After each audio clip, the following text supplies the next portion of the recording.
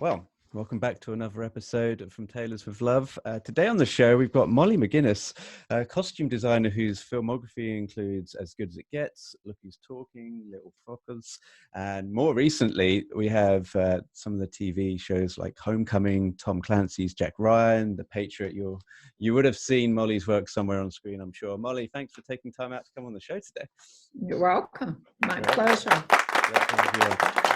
perhaps you can just talk a little bit about your background and how you got into costume design. I know you worked, before you got into film, you did like opera and some theatre work.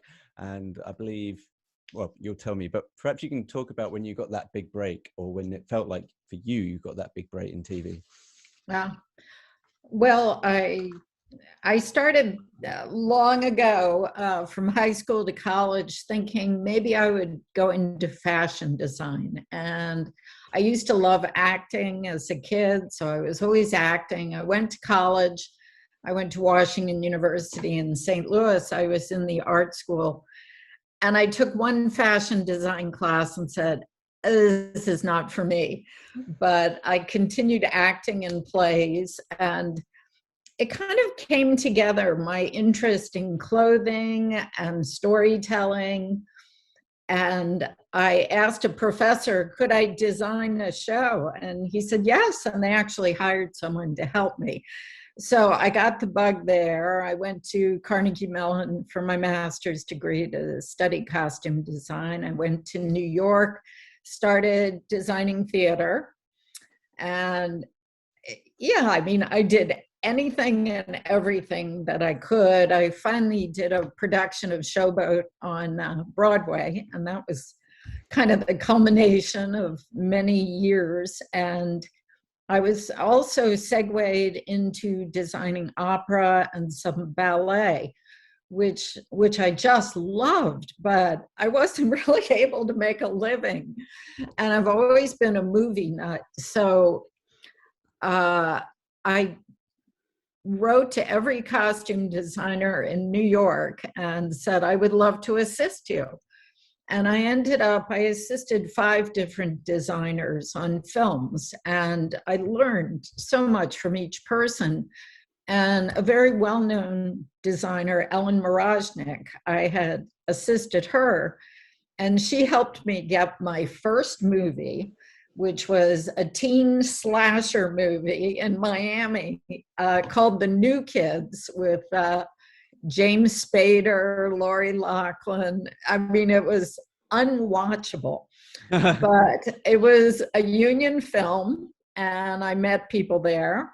And so I continued, and I mean, that was my first entryway. And then people I had assisted really kind of helped me move on. Christy Zia, I had assisted her. She wanted to segue from costume design into production design. So we ended up doing a movie called Lucas, which that was her first production design, and brought me in to do the costume design. So I had help from other costume designers, which is always on my mind. Like, we need to mentor each other and kind of give a leg up for the next generation. But that's how I got my first start. And then Christy was doing production design on broadcast news, and she introduced me to Jim Brooks, who hired me. And thus I did that, and I did As Good as It Gets for him. Right, okay. Because I think both films, broadcast news, had Jack Nicholson in as well. And yes. So I was wondering whether there was some kind of shorthand there that you thought, oh, maybe Jack's introduced me to the director As Good as It Gets, or maybe it just doesn't work like that. It's coincidence. No. Well, I met Jack, of course, on broadcast news, and I mean, he's a genius. And then As Good as It Gets, I really got to know him better. And it was always, hey, Mal, what you got for me today? And then I did The Bucket List with him later on. So I got to work with him 3 times, and I admired him tremendously. I mean, really really a dedicated artist and loved clothes, loved the meaning of clothing. And yeah, so he was a great partner to work with. Marnie, I'd love to, I'd love to break the bread on As Good as It Gets, because it's one of the reasons why I reached out to you on Facebook Sure. a while back. But if you don't mind, I'll circle back to that in a bit, because you had a few films, quite a few films in between that and As Good as It Gets. So along the way, you had Look Who's Talking and amongst its sequels. And what I found interesting about Look Who's Talking was growing up, obviously, John Travolta. I think that's my introduction to John Travolta. I mean, he's done like Staying Alive and all the cult films before that, but he had like a little bit of a dip in his career leading up to that, right. I think, and this was considered his comeback. Many people believe Pulp Fiction was a comeback, but in fact, it was this. And I was wondering, did you have any memories of working on that film and working with John at that particular time? Well, you're absolutely right. He had had a real lull in his career, and this just boosted him back as a real audience favorite. And John was a lot of fun to work with. He too loved clothing, and he was also trained as a dancer, a singer. So movement was really important to him. And my background, having made costumes for ballet and modern dance, and I really understood how clothes need to be constructed for someone, which later when I did Smash, it also helped me out. But yeah, he was just, I mean, this is a long time ago that I worked with him, but yeah, he was a lovely man. I remember he had a rented house in Rustic Canyon, and I'm not sure where his wife was. And I mean, tragically, he had a very ill child. And I'll never forget, I had to do a fitting with him, and he called me and he said, "Would you mind terribly coming to my house? Because I can't really leave my son alone with the sitter. Someone needs to be here." And it really impressed me, because it wasn't just like a big ego thing. And I mean, I've worked with stars who you go to their houses and they don't give you a drink of water. But John was a lovely person, and yeah, a real artist who loved clothing. And I mean, we had so much fun. Particularly, I remember his shoes were really important to him. And I can't remember the date of that first movie, but finding the blue suede shoes was like a whole thing that we went through. And yeah, I mean, I'm not sure what else to tell you other than it was a pleasure. I got to do 3 movies with him, and he's just a good partner. Well, he sounds like a lot of fun in real life, as he does carry off on screen as well. I'm wondering, you mentioned about like kind of movement when you're making clothes for people that have to move. Is there something technical that people need to know about that? Is there like a certain fabric that you look after in terms of suitings, etc.? 100%. I mean, when I first moved to New York after school, I went to work in a costume house, actually making clothes. And I didn't have that much experience, but I remember there were all these Italian ladies and tailors, and they didn't even speak English, but they go, and they'd show me something, and I go, oh yeah. And I worked as what they call a first hand to the tailor. And it meant he would make the pattern, and then I would cut the fabric and hand it off to the machinists, to the hand sewers, and I would be at every fitting. And we were doing the American Ballet Theater, the Joffrey Ballet, and it is incredibly important how close the seams work, where stretch is important. Really, whenever I would do fittings, I remember on Smash, when we do the actual costumes, I'd make them do a portion of the dance for me so we could make sure it's like, okay, you're going to kick your leg over your head, or you need to stretch like this. You know, it's how clothes are made. So I always recommend when young people say, oh, I want to be a costume designer. And I always feel like you need technical knowledge, historical knowledge, and literary sensibility, how to read a script. I always read a script as if I'm acting every part. So when I go into a fitting room with an actor, I'm talking about the story and how we advance the story of who they are without overdoing it or underdoing it, just so it feels natural. I mean, the word authentic is used a lot, but I find that my greatest pleasure is in those initial conversations with actors to really put our heads together. Like I say, we are partners in creating this. And, you know, I've been really lucky. I've been doing this a long time and I still love my work and love actors. So, Yeah. Well, that's fascinating because since I've started paying a lot more attention to costume in film, I noticed the story arc of the costumes that can kind of happen or should happen coincidentally with the actors in them. So there will be like the graduation or the denouement or however the character has learned, whatever he's picked up throughout the course of the film or the TV show, then the costumes kind of reflect that right. maturity or whatever he's taken away with him. You mentioned there about how like costume designers today, how you try and teach them about knowing all the aspects, like the technical aspects, and kind of having like many arrows in your quiver, so to speak. Right. I've got a friend who's a film scorist, and he says that the trouble with people composing music for film these days is that they don't know how to write for orchestra. So you would have lots of different kind of sounds coming out with synthesized sounds, but you wouldn't know how to layer it. So he often cites how John Barry is the best and how Hans Zimmer is derivative and doesn't know how to write for orchestra. Okay. Right. I happen to love Hans Zimmer, but he's very, very adamant on this. Now I'm going to throw it all the way back to costume. Do you find that, or are there any kind of costume designers today that don't have that kind of tactile experience of knowing what fabric can do, but just kind of jump in because they might know clothes and they might know fashion? Do some costume designers miss that background that you have?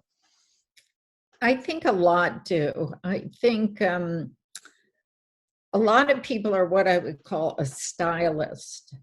And I mean, they'll see like, oh, this cute dress from Saks Fifth Avenue. And just because they like the dress, you know, they think, oh, this is really cute. But to me, it's like, well, why is she wearing this $1,000 dress when she's supposed to work at Walmart?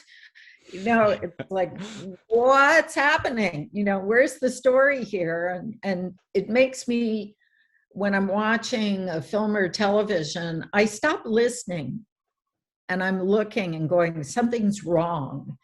And I know, like, my sister, who is not in the business at all, there's a very famous actress, and we were watching this period film, and I won't name names, but she looked at me after the movie and she said, you know, everybody in the film looks perfect except for the lead actress, whose clothes looked really modern.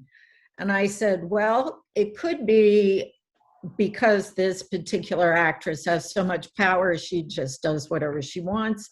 But I said, I fault the costume designer for not really pulling her into the storytelling and the style of the whole picture. It's like you really have to convince someone, bring them along.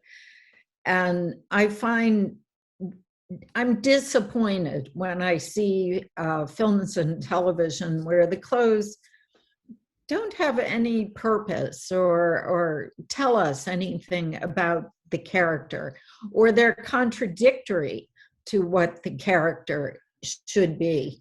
Because I think no matter what kind of training you have, instinctually, you will feel something's wrong, something's not honest about it. I mean, you like As Good as It Gets. I remember being in a fitting with Helen Hunt, and we put a blouse on her, and it was like pulling right at the front where the bra line is.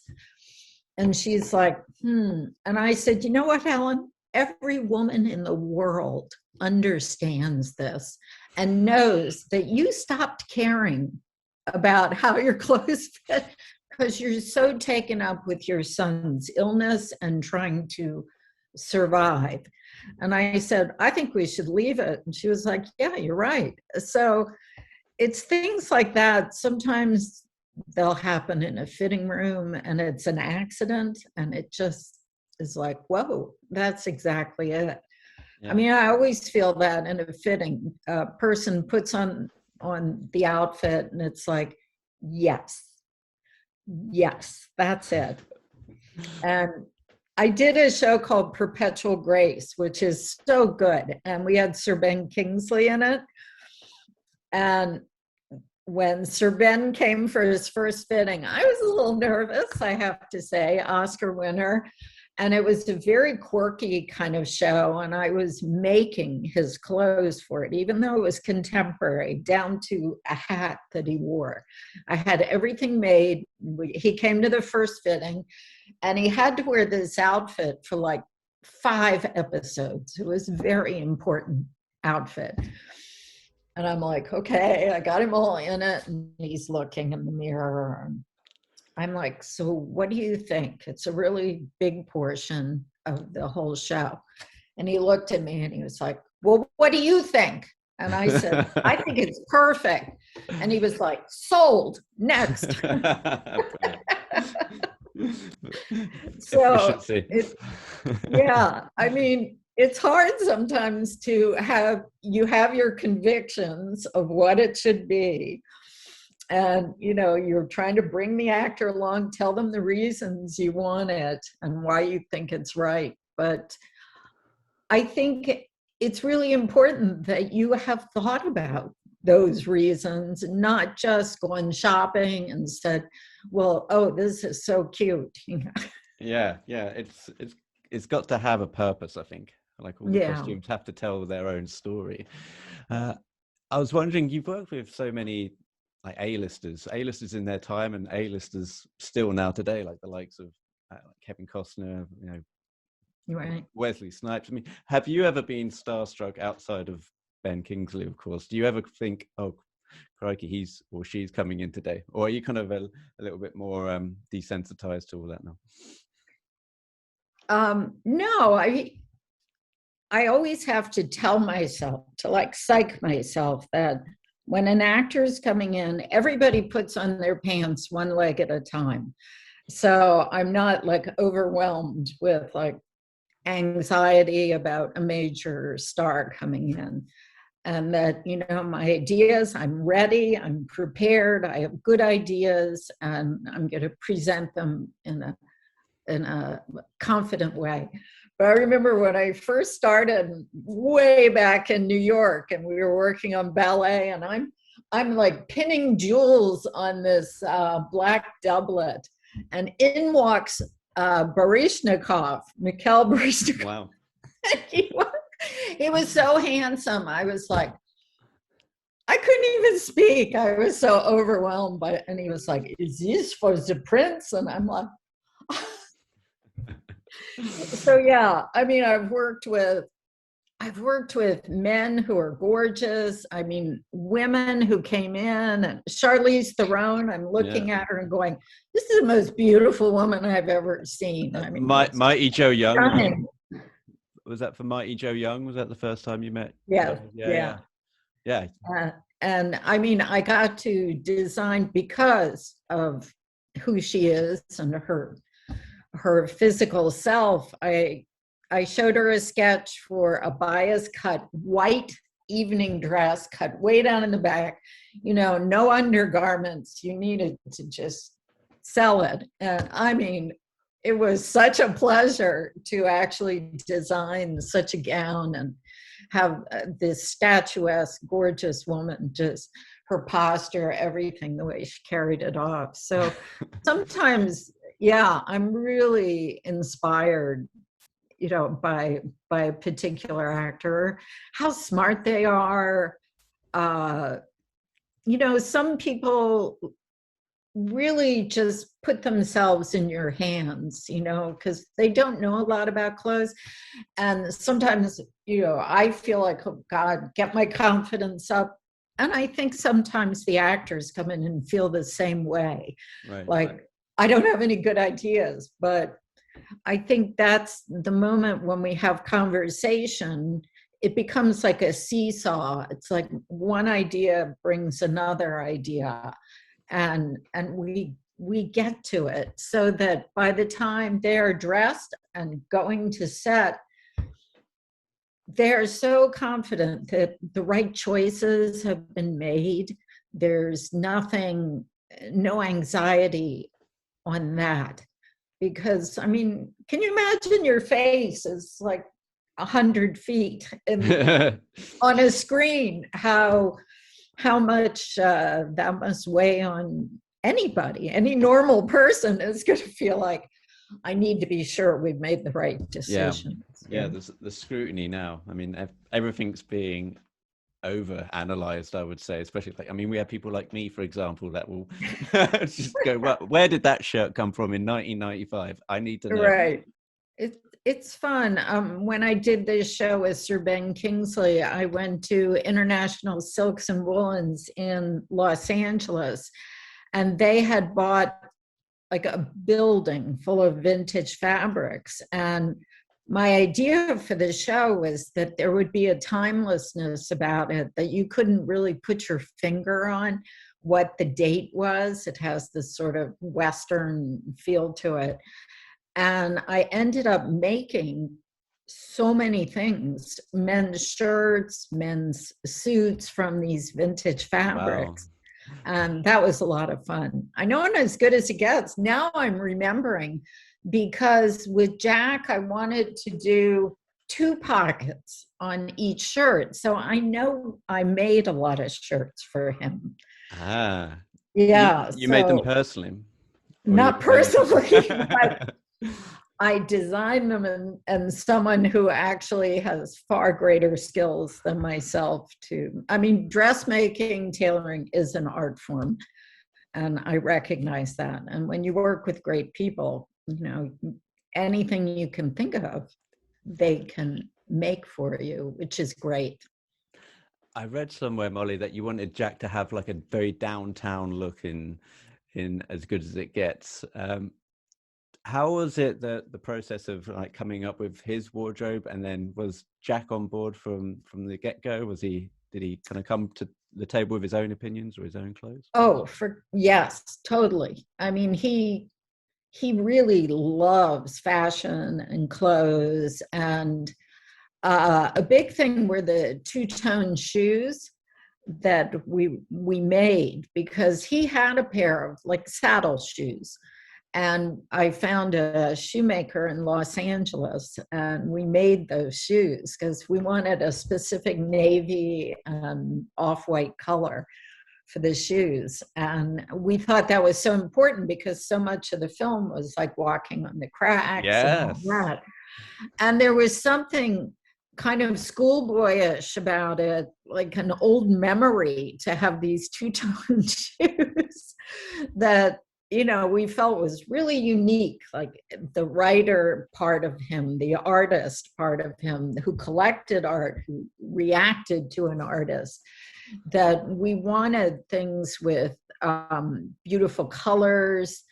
And oh God, I'm trying to think. He really liked, it's that Italian knit maker. I can't think of the name right now. Very famous, many generations, but we bought a few things from them that were really high-end fashion, but completely unique. Nothing you would ever see anywhere else. And really that was like what I was trying to do with him, was that he had this heart of an artist, this heart of a little bit of boyishness hidden away, that when he falls in love, it's such a like to the system, and how he goes after love and friendship. Yeah, there were a lot of things that we talked about, and Jack is very analytical about the word. So he was just great to talk about clothes, and yeah, it was fun. It was just fun. It has one of my favorite tailoring scenes in movies where he can't get into the restaurant because he's not wearing a jacket. So he goes, "You're not going to give me the plague either," and rushes out and gets his own jacket. Right. And we talked about like the graduation process of the character, how he kind of like throughout a film either gets smarter or more slovenly, and he goes out and comes back and looks immaculate.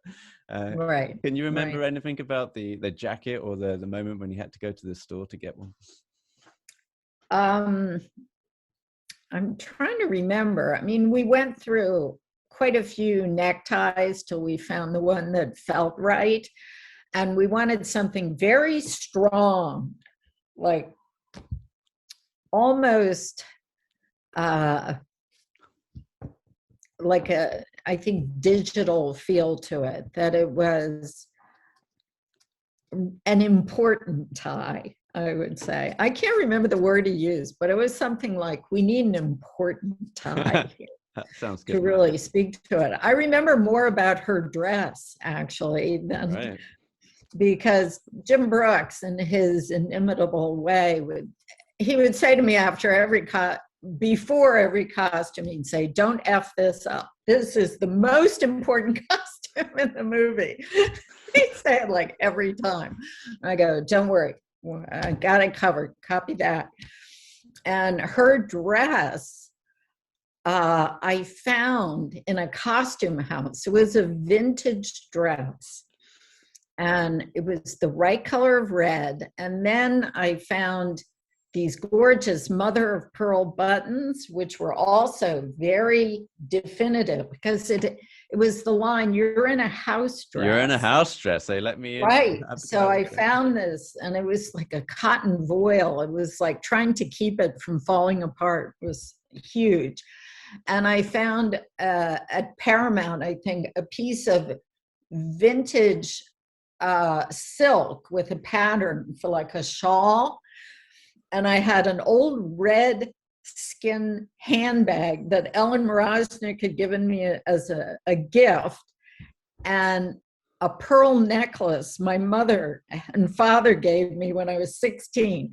So it's like all these pieces, and then the shoes. It was like, I said, I think they should look like J.C. Penney. So it was just like so many pieces to that outfit, pulling it together. But it's one of my favorite costumes. Interesting. Well, it's a great scene, and all the components make it a great scene.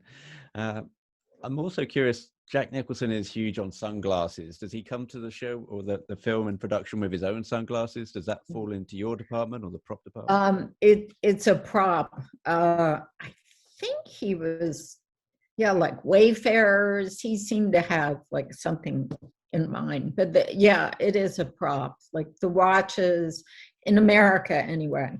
In Europe, I do the glasses and the watches, but in America, it's a prop thing. That's a strange law. I had, I think Alex Bavard came on the show to talk about The Foreigner with Pierce Brosnan, and she mentioned that she'd been working on US films previously, and when it came to the UK, she assumed that people would be looking after the watches for her. And then, and then it cuts to the bit where he has to look at the watch, and everybody looked at Alex and said, "Where is it?" And she's like, "Where is it?" I know. I worked in Paris like 4 years ago, and the prop people were like, "You don't do that," So the producer came to me, and I had to buy all the watches and find doubles and all this stuff, and it was crazy. Yeah. But definitely, I'll tell you a funny story about Jack, because you're interested in him. When we did the bucket list, Jack came to the set one day, and he brought his own T-shirt which was Harley Davidson, Moscow. And he's like, Mo, I think I want to wear this. And I'm like, okay. So I called the legal department at Universal and I said, listen, Jack wants to wear this t-shirt and it's Harley Davidson, it's Moscow. And they're like, you have to tell him he can't wear it till we clear it. And I was like, that is so above my pay grade. You can't even imagine. I said, you want to tell him come down here. But I said, you know that little movie he made about the motorcycles and all? Easy Rider. He does know. I said, I think Harley Davidsons could be thrilled that he would wear their t-shirt. But yeah, so sometimes Jack would surprise me and he brings something and we talk about it. I mean, he never brought something just because he thought he looked good in it.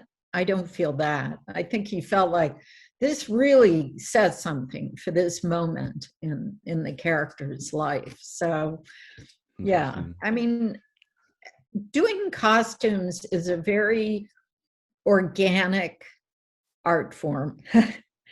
And things happen.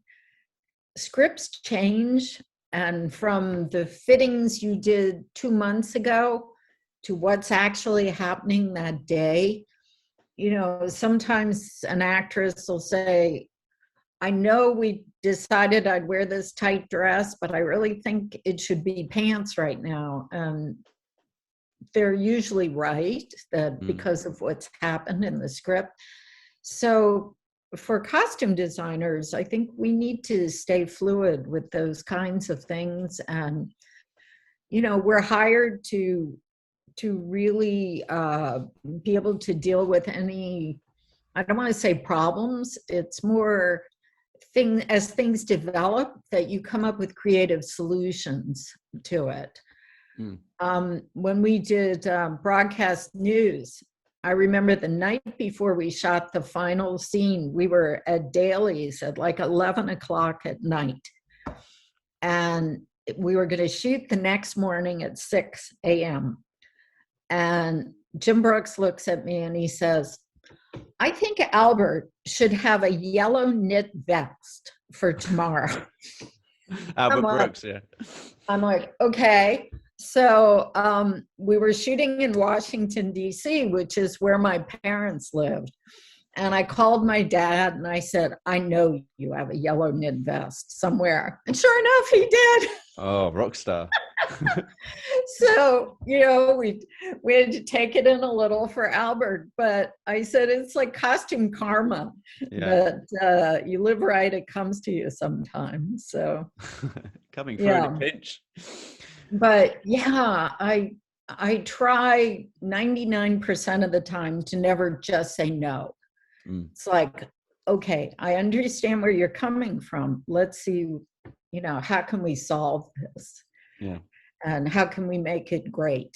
And I think that's another arrow in the quiver. Interesting. Well, Molly, I could talk to you for hours. Probably another 2 hours on As Good as It Gets, but I want to give you a break. Thanks so much for coming on to the show to talk about some of your great moments in your career. I know you've done so much great work since As Good as It Gets and so many great TV series as well.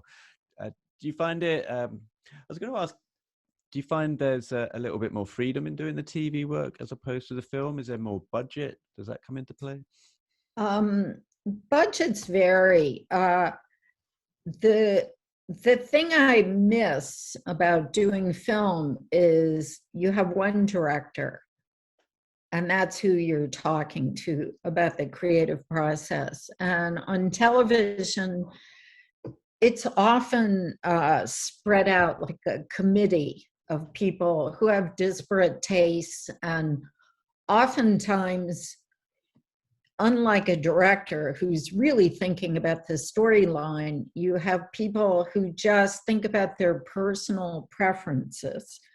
And sometimes that gets in the way of the creative process. And sometimes it's just not great. I know when I work with writer director on television named Steve Conrad, who I consider a genius. And he writes everything and he mostly directs everything.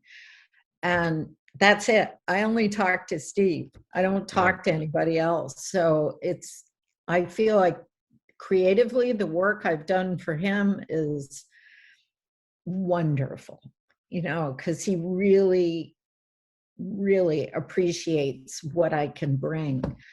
And yeah, that's the difference with television. Sometimes you have a committee of people that, sometimes It it's gets that. a bit... Right. I mean, I've had an executive say, I don't like the color green. And you're like, okay. Are you superstitious, or is there an actual other Right, reason? exactly. No, I mean, I worked with Dino De Laurentiis, who I put a purple shirt on somebody, and he came running up to me, and he's like, "That's bad luck, bad luck." Oh, purple's bad luck. Oh, wow. I didn't know that one. And I guess in Italy, in his world, it was. But yeah, it's always like exciting if I like the story and the people you're working with. In the end, it's the best memories are the great teams that I worked with, the people who really were open to my ideas and my contributions.